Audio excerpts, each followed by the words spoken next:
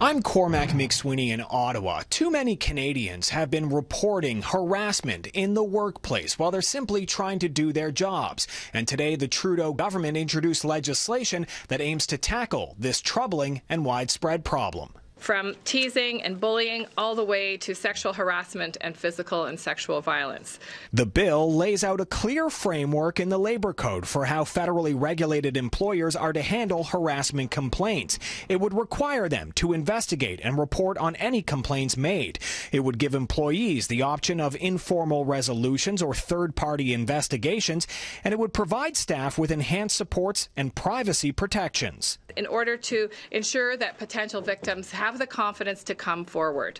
Now, this plan is being released at a time when the spotlight is placed on harassment scandals in Hollywood, but the strategy has been months in the making. Recent consultations from the federal government found 60% of respondents reported some form of harassment on the job in the last 2 years, but most didn't report the incident out of fear of retribution. Those who did also complained their cases were ignored or not handled properly. While the government hopes this bill can help fix these problems, it acknowledges regulations alone can't change workplace cultures that tolerate this type of behavior. Where power imbalances and gender norms create and reinforce all kinds of unacceptable behaviors. It's going to take all of us together, employers, employees, and citizens, to change this culture.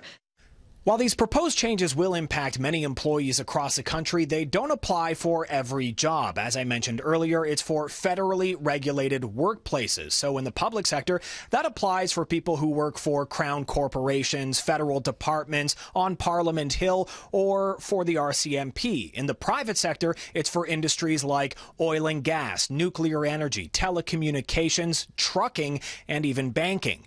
So if you're waitstaff at a restaurant or working in a retail store, you fall under provincial jurisdiction.